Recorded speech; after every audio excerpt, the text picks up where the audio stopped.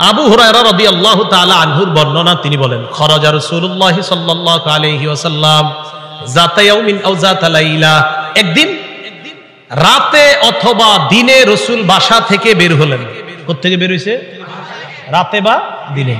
বের হওয়ার পর আসছে, আয়েশা দেখে ফাইদা হুয়া বিআবি বকর ওয়া উমর, নবীজি দেখে আবু বকর ওমর বসা।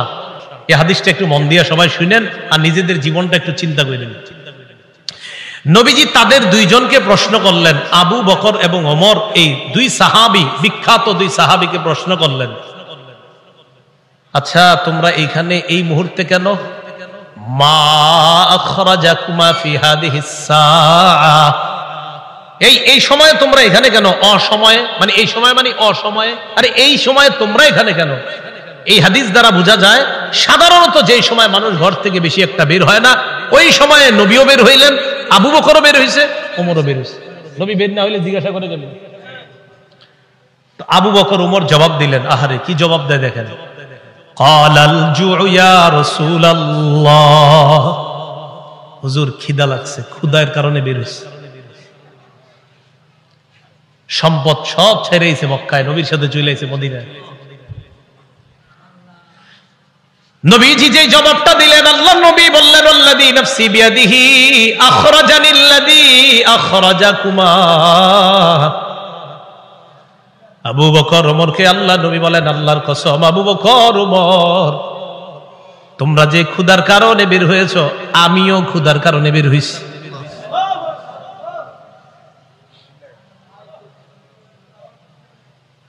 আমি যখন এটা পড়ছি, বিশ্বাস করেন, কি দেখেন দুই সাহাবীর আগে বলছে কেন বেরোছো? হুজুর ক্ষুধা। নবীজি কয় আমিও তো ক্ষুধায় বেরোছি। কওমু চলো আমার সাথে চলো। ফাকামু মাআ, দুই সাহাবী আল্লাহর নবীর সাথে চললেন। ফাআতা রাজুলাম মিনাল আনসার, এক আনসারী সাহাবীর বাড়িতে গেলেন। ফাইদা হুয়া লাইসা ফি বাইতিহি, সাহাবী বাড়িতে নাই। রাআতহুল মারআ, ঘর থেকে আনসারীর বিবি দেখা ফেলছে, সর্বনাশ, আমাদের বাসায় এই তিনজনকে, আল্লাহু আকবার, মহিলা চিনে ফেলছে। ভিতর থেকে বলতেছে মারহাবা, স্বাগতম স্বাগতম। এমন মেহমান পাইলে কে স্বাগত না জানায়? আরে সাহাবী রাসূলুল্লাহ সাল্লাল্লাহু আলাইহি সাল্লাম আর আবু বকর ওমরকে যখন আনসারী সাহাবীর বিবি দেখলেন, ভিতর থেকে বলা শুরু করলেন স্বাগতম স্বাগতম, আপনারা ভিতরে আসেন, ঘরে বসেন। নবীজি ঘরে গিয়ে বললেন, আইনা ফুলান, স্বামী কোথায়? মহিলা ভিতর থেকে জবাব দিলেন, যাহাবা ইস্তাজিবু লানা মিনাল মা, হুজুর মিষ্টি পানি আনতে গেছে আমাদের জন্য। এবার দেখেন কি হয়, ইতিমধ্যে আনসারী সাহাবী আসছে। আসার পর সাহাবী দেখে বাসায় নবীজি, আবু বকর ওমর। আচ্ছা একটু ভাবেন তো মনে মনে, ওই যুগে যদি আপনি হইতেন আর যদি বাড়িতে গিয়ে দেখতেন হঠাৎ নবীজি আর আবু বকর ওমর আপনার ঘরে,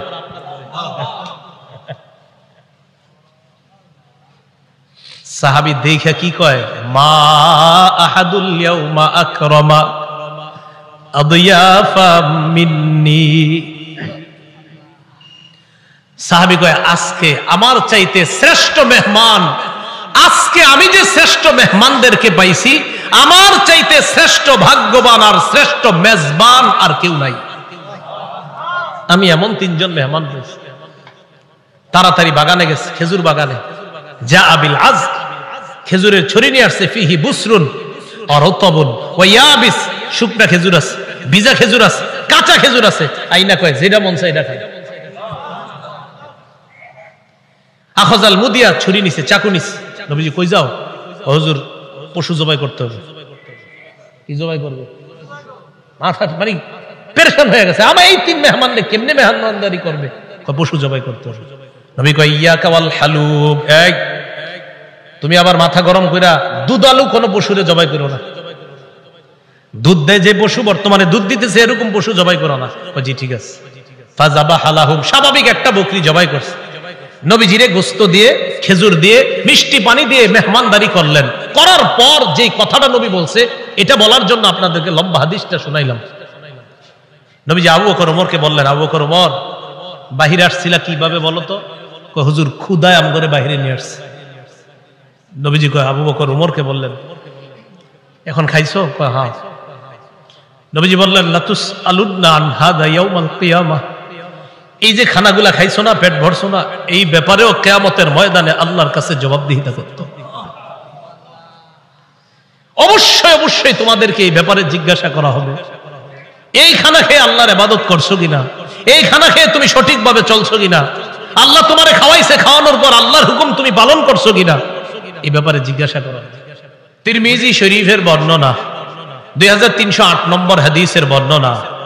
এই হাদিসের মধ্যে আছে কানা উসমান ইবনে আফফান রাদিয়াল্লাহু তাআলা আন ইযা ওয়াকাফা আলা কবরিন বাকা। ওসমান গনি যখন কবরের সামনে দাঁড়াইতেন কান্না শুরু করে দিতেন। হাত্তা ইয়াবুল্লা লিহিয়া, ওসমান গনি কানতে কানতে তার দাড়িগুলা ভিজে যাইতো। কিসের সামনে দাঁড়ায়? কবরের সামনে দাঁড়ায়। ফাকিলা লাহু, ওসমানকে বলা হলো তাজকুরুল জান্নাতা ওয়ান নার, আপনি জান্নাতের আলোচনা করেন, জাহান্নামের আলোচনা করেন। ওয়ালা তাবকি, তখন তো কান্দেন না। জান্নাত জাহান্নামের কত আলোচনা আপনি করেন, তখন আপনি কান্না করেন না। ওয়া তাবকি মিন হাযা, আপনি যখনই কবরের সামনে আসেন তখন কান্না করেন কেন? ওসমান গনি জবাব দেয়, সামিআতু রাসূলুল্লাহি সাল্লাল্লাহু আলাইহি ওয়াসাল্লাম ইয়াকুল, আমি আল্লাহ নবীকে বলতে শুনলাম, ইন্নাল কবর আউয়ালুল মানাজিলিল আখিরাহ। নবীজি বলেন, ইন্নাল কবর, নিশ্চয় কবর, আউয়ালু মানাজিলিল আখিরাহ, কবর হলো আখিরাতের প্রথম ঘাঁটি।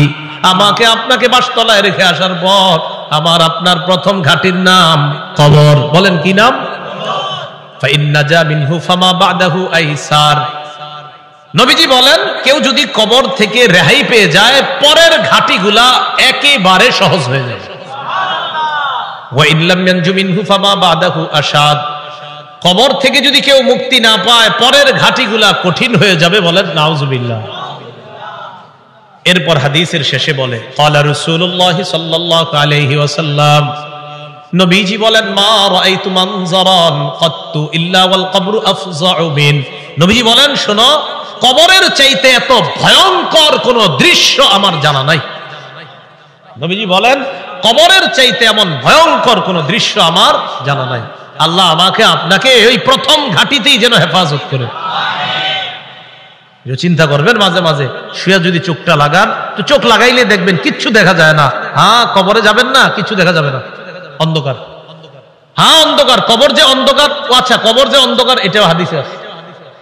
কবর যে অন্ধকার এটা কোথায় আছে? হাদিসে। মুসলিম শরীফের 2104 নম্বর হাদিস, মাদ্রাসা পাঠ্যপুস্তক অনুসারে 956 নম্বর হাদিস। এই হাদিসের মধ্যে আছে, عن أبي هريرة رضي الله تعالى عنه قال أن امرأة سوداء كانت تقم المسجد أو شابا। একজন কালো মহিলা অথবা একজন কালো যুবক মসজিদ ঝাড়ু দিত। কি ঝাড়ু দিত? আপনারা ঝাড়ু দেননি মসজিদ? না, আপনারা শুধু মুয়াজ্জিন সাহেব আর খাদেমের অপেক্ষা থাকবেন, নিজেরা ঝাড়ু দিবেন। মসজিদ ঝাড়ু দিলে দিল সাফ হয়, পরিষ্কার হয়। এক কালো মহিলা অথবা একজন কালো যুবক মসজিদ ঝাড়ু দিত। ফামাতা, হঠাৎ মারা গেছে। মারা যাওয়ার পর সাহাবীরা কবর দিয়ে ফেলছে, নবীরে জানানোর প্রয়োজন মনে করে নাই। বিষয়টা এমন আর কি, ও মারা গেছে, আরে এটা নবীজির আর বলার কি আছে, কবর দিয়ে দিচ্ছে এরকম। নবীজি সাল্লাল্লাহু আলাইহি সাল্লাম প্রশ্ন করলেন, আচ্ছা ওই কালো মহিলাটা না কালো যুবকটা, হয়তো মহিলা হতে পারে না হয় যুবক, আচ্ছা ওই কালো যুবকটাকে দেখছি না কেন, কোথায় এটা ঝাড়ু দিতে? সাহাবীগণ বললেন, হুজুর সে তো মারা গেছে। আচ্ছা মারা গেছে মানে? আফালা কুনতুম আযানতুমুনি, তো আমাকে জানাবা না তোমরা? হাদিসের মধ্যে আছে কান্নাহুম সাগগারু আমরাহা আও আমরা। সাহাবীরা বিষয়টা হালকা মনে করছে, তাই নবীরে জানায় নাই যে হুজুর একজন মারা গেছে, ঝাড়ু দিত, কবর দিয়েছে। নবীজি কো, আমারে জানাইলা না কেন তোমরা? দুল্লুনি আলা কবরিহা আও আলা কবরিহি, তাড়াতাড়ি তার কবর আমারে দেখাও, নিয়ে যাও। ফাদাল্লুহু আলা কবরিহা আও আলা কবরিহি, আল্লাহ রাসূলকে তার কবরের কাছে নিয়ে যায়। নিয়ে যাওয়ার পর ফাসাল্লা আলাইহা, আল্লাহ রাসূল জানাজার নামাজ পড়লেন।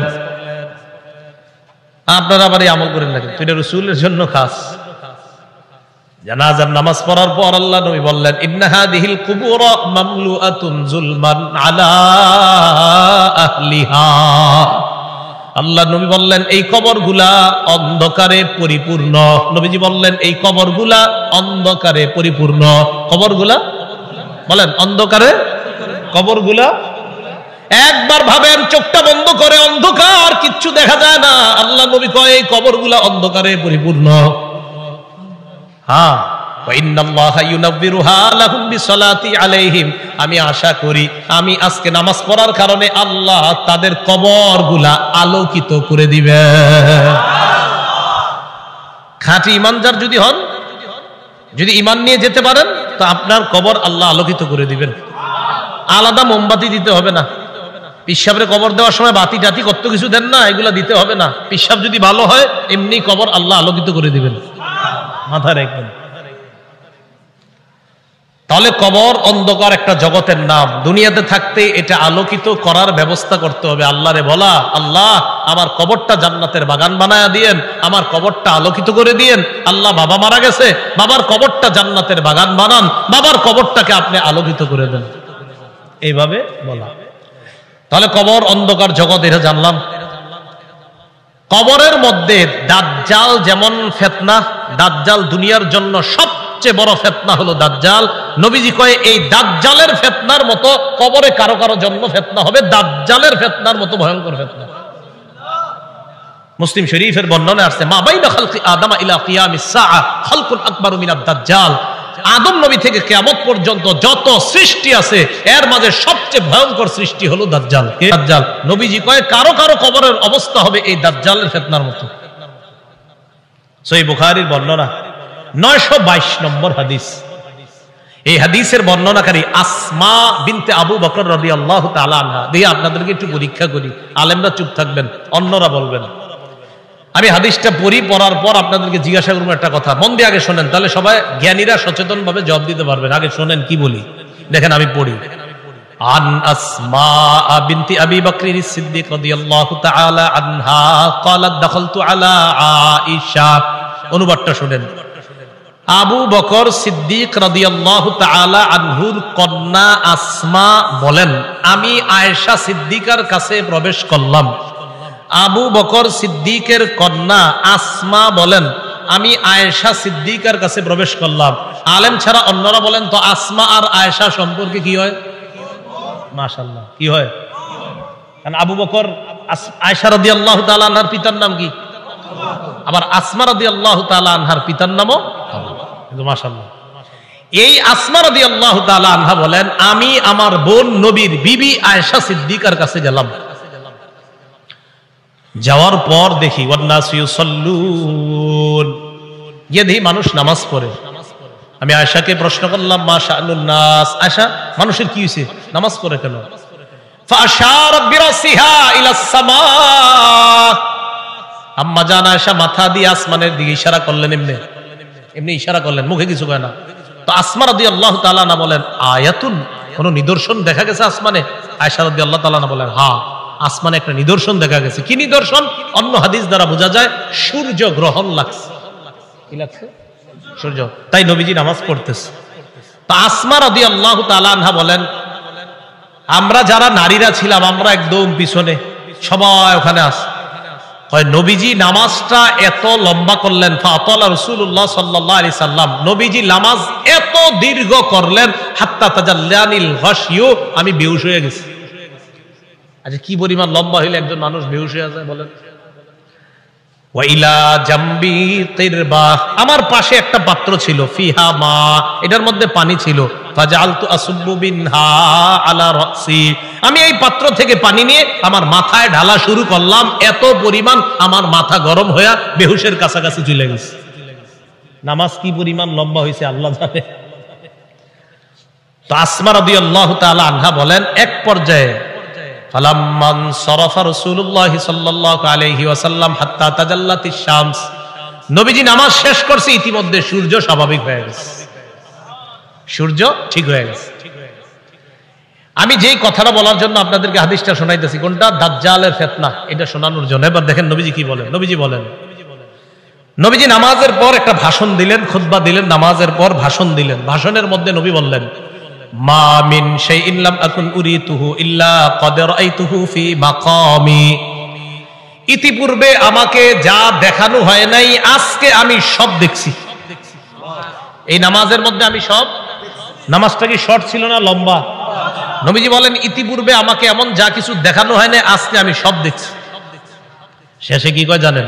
হাত্তাল জান্নাহ ওয়ান নার, জান্নাত জাহান্নামও দেখছি। আরেকটা বর্ণনা আছে, সূর্য গ্রহণের নামাজে নবীজি দাঁড়াইছে না, আমার দিকে তাকান, সামনের কাতারের সাহাবী যারা, তারা তাকায় দেখে নবীজি নামাজের মধ্যে হঠাৎ এমন করছে, যে এমন করছে এভাবে।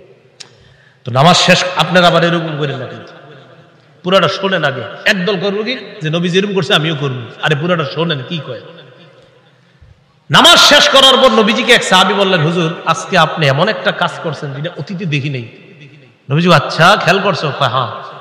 ওই মুহূর্তে আমি জান্নাতের আঙ্গুরের ছড়া দেখছিলাম, ওইটা আমি হাত দিতে গেছিলাম, যদি আনতে পারতাম কিয়ামত পর্যন্ত সবাই খাইতে পারতাম। আপনি আগে আঙ্গুর দেখেন নামাজে? তো দেখলেন হাত দিবেন, দেন না তো এই জন্য আমল করতে চান না। তো রাসূলুল্লাহ সাল্লাল্লাহু আলাইহি সাল্লাম বলেন, মা মিন শাইইন লাম আকুন উরিতুহু ইল্লা ক্বাদ রাআইতুহু ফি মাকামি। ইতিপূর্বে আমাকে যা দেখানো হয় নাই, আজকে আমি সব দেখলাম। হাত্তাল জান্নাহ ওয়ান নার, জান্নাত জাহান্নাম আমি দেখলাম।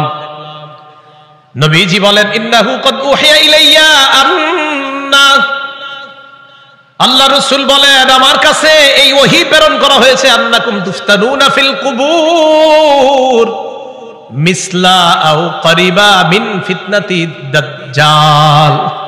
আল্লাহ নবী বলেন আমার কাছে এই ওহী দেওয়া হয়েছে, তোমরা কবরের মধ্যে অনেকে এমন ফিতনার মধ্যে পড়বা যে ফিতনাটা হবে দাজ্জালের ফিতনার মতো ফিতনা। বলেন নাউযুবিল্লাহ। বিশ্বাস করেন দাজ্জালের ব্যাপারে আমি পড়ছি বলে আপনাদেরকে বলে বুঝাইতে পারতেছি না, তো আমি বুঝতেছি যদি দাজ্জালের ফিতনাটা হয় তো কত বড় ভয়ঙ্কর ফিতনা হবে। আমি সবগুলা কথা বললে বুঝতে পারতেন যে দাজ্জাল কতটা ভয়ঙ্কর ফিতনার নাম। রাসূল বললেন কবরে অনেকের এই ফিতনা হবে দাজ্জালের মতো, খুব ভয়ঙ্কর ফিতনা, ও কঠিন ভয়ঙ্কর ফিতনা। আল্লাহ আমাদেরকে হেফাজত করেন। তো আল্লাহ কয় এই কবর পর্যন্ত তোমরা সম্পদের প্রতিযোগিতা চলে, যেই কবরে এই অবস্থা হবে আর তোমরা সম্পদ নিয়ে ব্যস্ত আছো।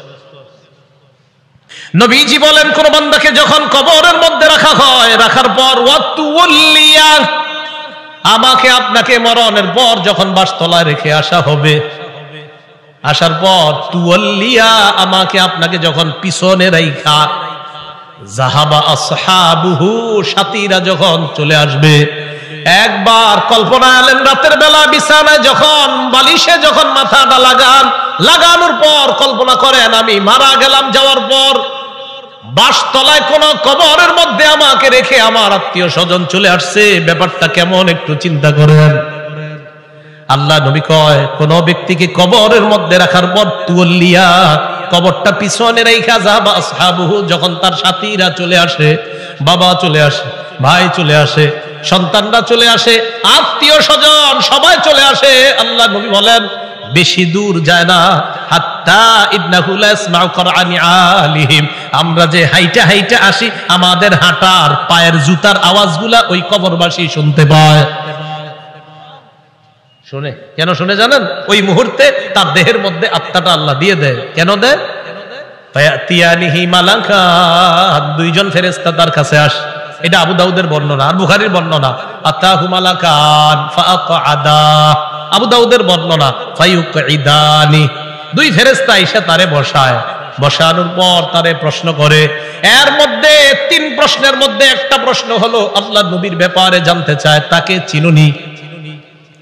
ওই ব্যক্তি ইমানদার হলে যদি তিনটা জবাব সুন্দরভাবে দেয়, আর আল্লাহ নবীর ব্যাপারে যদি বলে আশহাদু আন্না মুহাম্মাদার রাসূলুল্লাহ, আমি সাক্ষী দিচ্ছি তিনি আল্লাহর রাসূল, এই কথা বলার পর ওই ব্যক্তিকে বলা হবে উনজুর ইলা মাকআদিকা মিনান নার, তুমি তোমার জাহান্নামের আসনটার দিকে তাকাও, এটা তোমার জাহান্নামের আসন। তো এই ব্যক্তি জাহান্নামের আসনের দিকে তাকাবে, এরপর বলা হবে আবদালাকাল্লাহু মাকআদাম মিনাল জান্নাহ, জাহান্নামের আসনের পরিবর্তে আল্লাহ তোমাকে জান্নাতের আসন দান করছে।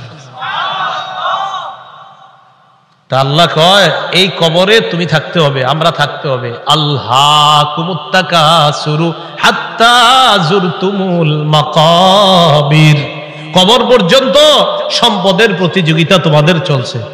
সূরা মুনাফিকুনে আল্লাহ বলেন ইয়া আইয়ুহাল্লাযীনা আমানু লা তুলহিকুম আমওয়ালুকুম ওয়ালা আওলাদুকুম আন যিকরিল্লাহ।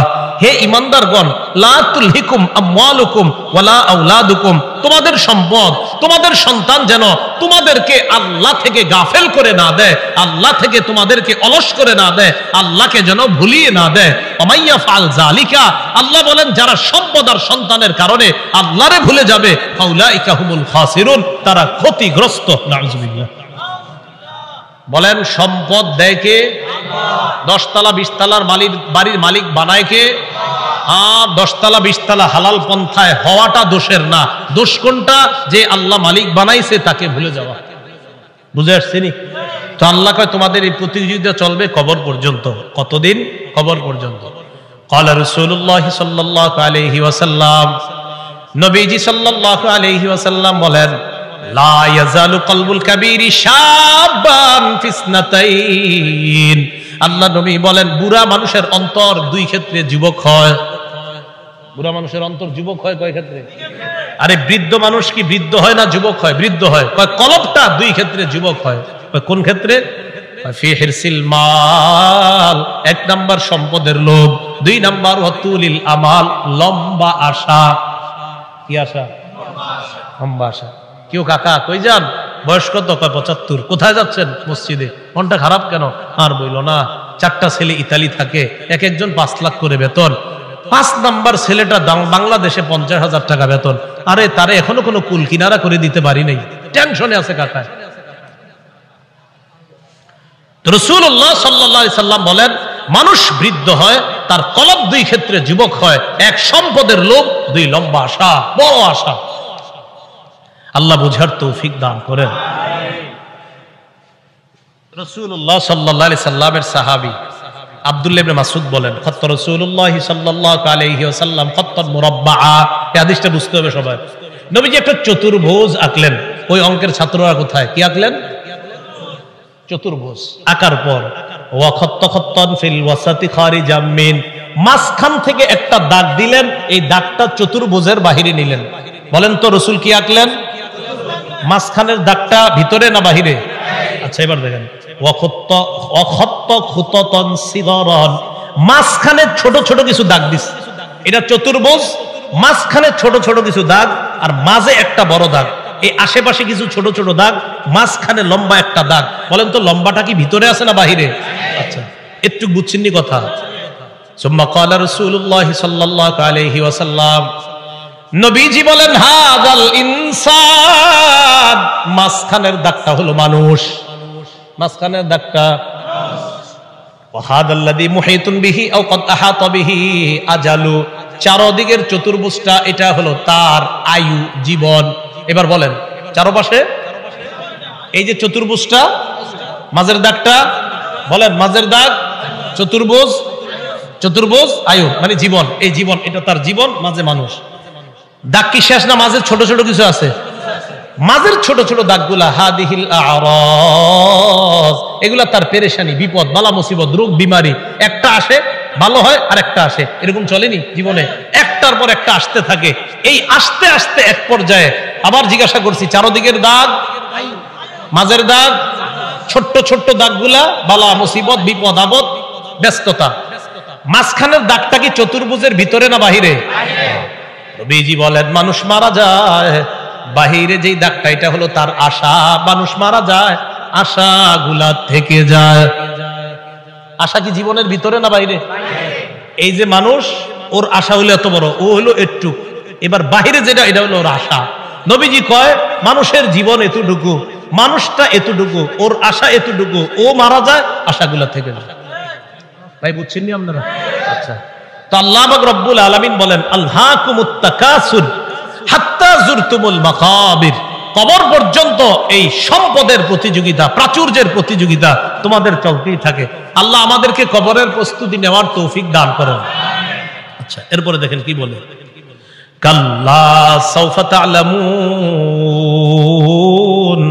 সুম্মা কাল্লা সাউফা তা'লামুন, অপেক্ষায় থাকো, অচিরেই জানতে পারবা, অবশ্যই অচিরেই জানতে পারবা। কাল্লা লাউ তা'লামুনা ইলমাল ইয়াকিন, আল্লাহ বলেন যদি নিশ্চিত জ্ঞানে জানতা লা তারাউন্নাল জাহিম, স্বচক্ষে জাহান্নাম দেখতে পাবা। আল্লাহ বলেন লা তারাউন্না, অবশ্যই অবশ্যই জাহান্নাম দেখবা। সুম্মা লা তারাউন্নাহা আইনাল ইয়াকিন, নিশ্চিত চোখে জাহান্নাম দেখবা। এরপর আল্লাহ বলেন সুম্মা লা তুসআলুন্না ইয়াউমা ইযিন আনিন নাঈম, এরপর তোমাদেরকে নিয়ামত সম্পর্কে জিজ্ঞাসা করা হবে। আল্লাহ বলেন অবশ্যই অবশ্যই তোমাদেরকে প্রতিটা নিয়ামতের কথা জিজ্ঞাসা করা হবে। আঙ্গুল, চোখ, কান, নাক, হাত, পা, প্রত্যেকটা অঙ্গের ব্যাপারে জিজ্ঞাসা করা হবে। ইন্নাস সামআ ওয়াল বাসারা ওয়াল ফুআদা, আল্লাহ বলেন কান শ্রবণ শক্তি, ওয়াল বাসর দৃষ্টি শক্তি, ওয়াল ফুআদা অন্তঃকরণ, সবগুলাকে কাঠগড়ায় দাঁড়াতে হবে, সবগুলাকে জিজ্ঞাসা করা হবে। এগুলার ব্যাপারে তোমাকে কাঠগড়ায় দাঁড়াতে হবে, তোমাকে জিজ্ঞাসা করা হবে সঠিকভাবে এগুলা খরচ করছো কিনা। এবার একটা হাদিস শুনেন, বলেন তো নিয়ামতের ব্যাপারে জিজ্ঞাসা করা হবে কিনা? আজকে রাতে ভাত খাইছে, খাবার, রাতের খাবার কারা কারা খাইছেন হাত তোলেন। অন্যরা খান নাই রাতের খাবার? মাশাআল্লাহ, খাবেন ইনশাআল্লাহ নাকি? দুপুরের খাবার কারা কারা খাইছেন? ঠিক আছে, হাত নামান, বাস একটা হইলেই হইছে। এবার হাদিস শুনেন, মুসলিম শরীফের 4208 নম্বর হাদিস। আবু হুরায়রা রাদিয়াল্লাহু তাআলা আনহুর বর্ণনা, তিনি বলেন খরাজা রাসূলুল্লাহ সাল্লাল্লাহু আলাইহি ওয়াসাল্লাম যাতা ইয়াউমিন আও যাতা লাইলা, একদিন রাতে অথবা দিনে রাসূল বাসা থেকে বের হলেন। কোথা থেকে বের হইছে? রাতে বা দিনে। বের হওয়ার পর আসছে, আয়েশা দেখে ফাইদা হুয়া বিআবি বকর ওয়া উমর, নবীজি দেখে আবু বকর ওমর বসা। আবু হুরায়রা রাদিয়াল্লাহু তাআলা আনহু বলেন নবীজি বাসা থেকে বের হয়েছে, বের হয়ে দেখে আবু বকর ওমরও বসা। এই হাদিসটা একটু মন দিয়ে সবাই শুনেন আর নিজেদের জীবনটা একটু চিন্তা করেন। নবীজি তাদের দুইজনকে প্রশ্ন করলেন, আবু বকর এবং ওমর, এই দুই সাহাবী, বিখ্যাত দুই সাহাবীকে প্রশ্ন করলেন, আচ্ছা তোমরা এইখানে এই মুহূর্তে কেন? মা আখরাজাকুমা ফি হাদিহিস সাআ, এই সময়ে তোমরা এখানে কেন? অসময়ে মানে এই সময় মানে অসময়ে, আরে এই সময়ে তোমরা এখানে কেন? এই হাদিস দ্বারা বোঝা যায় সাধারণত যে সময় মানুষ ঘর থেকে বেশি একটা বের হয় না, ওই সময়ে নবীও বের হইলেন, আবু বকরও বের হইছে, ওমরও বের হইছে। নবী বের না হইলে জিজ্ঞাসা করে গেলেন। তো আবু বকর ওমর জবাব দিলেন, আহারে কি জবাব দেয় দেখেন, ক্বালাল জুউ ইয়া রাসূলুল্লাহ, হুজুর খিদা লাগছে, ক্ষুধার কারণে বের হইছে। সম্পদ সব ছেড়েছে মক্কায়, নবীর সাথে চলে আইছে মদিনায়। নবীজি যে জবাবটা দিলেন, আল্লাহ নবী বললেন আল্লাযী নাফসি বিয়াদিহি আখরাজানিল্লাযী আখরাজাকুমা। আবু বকর ওমরকে আল্লাহ নবী বলেন, আল্লাহর কসম আবু বকর ওমর, তোমরা যে ক্ষুধার কারণে বের হয়েছো, আমিও ক্ষুধার কারণে বের হইছি।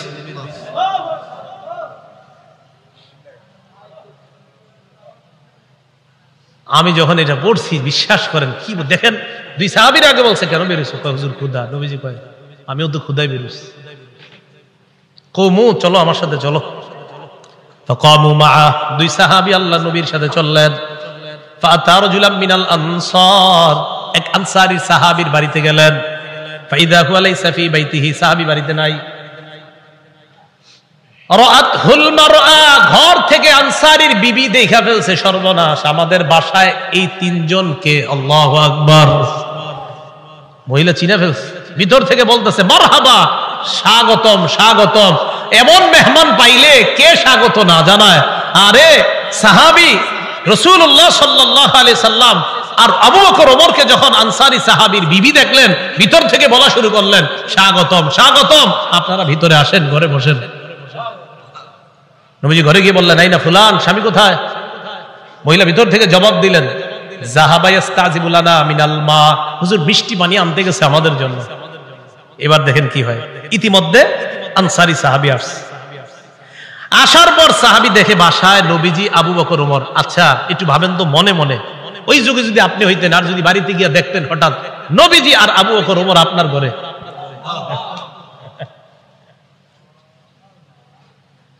সাহাবী দেখা কি কয়, মা আহাদুল ইয়াউমা আকরামা আদিয়াফা মিন্নি, সাহাবী কয় আজকে আমার চাইতে শ্রেষ্ঠ মেহমান, আজকে আমি যে শ্রেষ্ঠ মেহমানদেরকে পাইছি, আমার চাইতে শ্রেষ্ঠ ভাগ্যবান আর শ্রেষ্ঠ মেজবান আর কেউ নাই। আমি এমন 3 জন মেহমান পেয়েছি। তাড়াতাড়ি বাগানে গেছে, খেজুর বাগানে। যা আবিল আজ, খেজুরের ছড়ি নিয়ে আসছে। ফিহি বুসরুন আর রতবুন ওয়া ইয়াবিস, শুকনা খেজুর আছে, ভিজা খেজুর আছে, কাঁচা খেজুর আছে। আইনা কয় যেটা মন চায় এটা খায়। আখজাল মুদিয়া, ছুরি নিছে, চাকু নিছে। নবীজি কই যাও? হুজুর পশু জবাই করতে হবে। কি জবাই করবে? মাথা মানে পেরেশান হয়ে গেছে। আমার এই 3 মেহমানকে কেমনে মেহমানদারি করবে? পশু জবাই করতে হবে। নবী কয় ইয়াকা ওয়াল হালুব, এই তুমি আবার মাথা গরম কইরা দুধালু কোন পশুরে জবাই করো না। দুধ দেয় যে পশু, বর্তমানে দুধ দিতেছে, এরকম পশু জবাই করো না। জি ঠিক আছে। ফাযাবাহা লাহুম, স্বাভাবিক একটা বকরি জবাই করছে। নবীজিরে গোস্ত দিয়ে, খেজুর দিয়ে, মিষ্টি পানি দিয়ে মেহমানদারি করলেন। করার পর যে কথাটা নবী বলছে, এটা বলার জন্য আপনাদেরকে লম্বা হাদিসটা শোনাইলাম। নবীজি আবু বকর ওমরকে বললেন, আবু বকর ওমর, বাহিরে আসছিলা কিভাবে বলো তো? হুজুর ক্ষুধায় আমগরে বাহিরে নিয়ে আসছে। নবীজি কয় আবু বকর ওমরকে বললেন, এখন খাইছো? কয় হ্যাঁ। নবীজি বললেন লাতুস আলুন্না আন হাদা ইয়াউমাল কিয়ামাহ, এই যে খানাগুলা খাইছো না, পেট ভরছো না, এই ব্যাপারেও কিয়ামতের ময়দানে আল্লাহর কাছে জবাবদিহিতা করতে হবে। অবশ্যই অবশ্যই তোমাদেরকে এই ব্যাপারে জিজ্ঞাসা করা হবে। এই খানা খেয়ে আল্লাহর ইবাদত করছো কিনা? এই খানা খেয়ে তুমি সঠিকভাবে চলছো কিনা? আল্লাহ তোমারে খাওয়াইছে, খাওয়ানোর পর আল্লাহর হুকুম তুমি পালন করছো কিনা? এই ব্যাপারে জিজ্ঞাসা করা হবে। বুঝাইতে চাইলাম, এই সূরা তাকাসুরের শেষে কি বলতেছে দেখেন। প্রথম দিকে বললেন সম্পদের কারণে আমারে ভুলা যাও, এরপরে বললেন কবরকে স্মরণ করো, শেষের দিকে বললেন এই নিয়ামতের ব্যাপারে জিজ্ঞাসা করব, কিন্তু এত এত সম্পদ দিলাম মনে করবো না এমনি ছেড়ে দিব আমি আল্লাহ, আমি সব জিজ্ঞাসা করব। এই সূরা থেকে প্রধান 3টা আমাদের শিক্ষা। 1 নাম্বার, সম্পদের প্রতিযোগিতা করা নিষেধ। 2 নাম্বার, সম্পদ হওয়া দোষের না, কিন্তু সম্পদের কারণে আল্লাহকে ভুলে যাওয়া যাবে না, এটা 2 নাম্বার শিক্ষা। 3 নাম্বার, কবরের কথা স্মরণ করা। এই প্রথম হলো 3টা শিক্ষা। শেষের দিকে আরেকটা, কবরে আরেকটা তোমার জগৎ, ওই জগতে তোমাকে নিয়ামত সম্পর্কে জিজ্ঞাসা করা হবে। কিয়ামতের ময়দানে তোমাকে 5 প্রশ্ন করার আগে তোমার পা 2টা সামান্য সময়ের জন্য নড়বে না। এই 5 প্রশ্ন করার জন্য আল্লাহর কাছে প্রত্যেককে দাঁড়াতে হবে। এর মধ্যে একটা হলো সম্পদ কোত্থেকে আনছো আর কোথায় ব্যয় করছো, এই কথা আল্লাহর কাছে জবাবদিহিতা করতে হবে। আল্লাহ পাক রব্বুল আলামিন আমাদের সকলকে কবরের প্রস্তুতি নিয়ে দুনিয়া থেকে যেন আমরা যেতে পারি, আল্লাহ তৌফিক দান করেন। আমিন। আখিরু দাওয়ানা আনিল হামদুলিল্লাহি রাব্বিল আলামিন। ঢাকা ফজরের নামাজ 4:40-এ, দেশ গ্রামে কয়টায়? 40-45-এ ফজরের নামাজটা সবাই পড়বে। এত রাত পর্যন্ত এই সময়ে বয়ান করাটা উচিত হয় না আসলে। 10টা, 10:30টার মধ্যে বা 11টার মধ্যে সর্বোচ্চ শেষ হওয়া উচিত ছিল, যেহেতু রাত ছোট। আল্লাহর রাস্তায় আপনারা ফজর নামাজটা পড়বেন তো ইনশাআল্লাহ? আমারে কিন্তু দাঁড় করেন না আল্লাহর সামনে, আল্লাহর রাস্তায় আপনারা ফজরের নামাজটা পড়েন সবাই। এই মাহফিল একটু বেশি হয়ে রাত হয়ে যাওয়ার কারণে যেন এই কথা আল্লাহর কাছে বলতে না হয় যে আল্লাহ মাহফিল এত রাত হইল কেন, এর লেগে আমি ফজর পড়ি না। আল্লাহর রাস্তায় আপনারা সবাই ফজরটা পড়বেন।